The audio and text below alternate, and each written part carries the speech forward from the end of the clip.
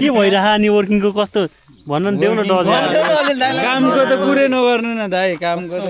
काम कस्तो भइरह भन्न न अनि वर्किङ लागेदेखि त भाइ म के हो दाइ यो चाहिँ के भन्छ यसलाई यसलाई चाहिँ कस्तो हो र नि गाडी कहाँ छ नि देखिन त अघि निकाल भने 4 बजे निकाल बाहिर उ त राख्नु भएन ल दाइ तपाईँ चाहिँ के भन्नु केटाहरूलाई भेटेर कस्तो लागिरहेछ मलाई त बवाल लागिरहेको बवाल लागिरहेछ ल पाकेन केटा हो दाइहरूलाई चोको पाक्दैछ क्या कतिखेर आएको तिमीहरू हामी त्यही 12 साढे 12 बजे आइपुग्यो आयौँ त्यहाँ गयौँ पौडी एकछिन 1 घन्टा 1.5 घन्टा मारा बाबु हो आएको लाइफ ज्याकेट स्याकेट भिडियो राख्छु त्यहाँ अन्त पौडी खेल्ने भण्डारलाई ल्याएको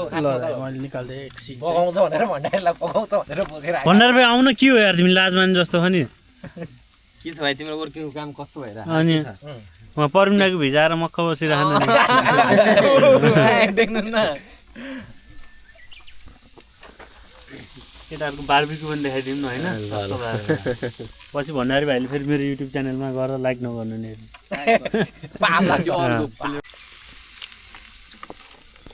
तर मैले सोचेको साइड साइड भागेछ खल्लो भयो कि भनेर नेत दाइ खल्लो हुन्छ झन् तपाईँ हो कि को हो जस्तो पनि लाग्छ फेरि तिलक दाइलाई देखेपछि चाहिँ चिन्यौँ क्या न त तपाईँलाई परबाट हेर्दा त नचिनिरहेको क्या होइन होला हो हैन हामीले यसरी कुर्थला जस्तो नेपाली लाग्यो नेपाल चाहिँ नेपाली हो जस्तो भन्यो एक पछाडिको कुर्थलाको उयो गइन्छ कुर्ता लगाएपछि नेपाली नै हो भन्नु च्यानल के अरे तपाईँको मैले लाइक सब्सक्राइब गरेको छुइनँ भोइस ओभर गरेर हाल्नुहुन्छ तिमीलाई मन लाग्यो तपाईँको के अरे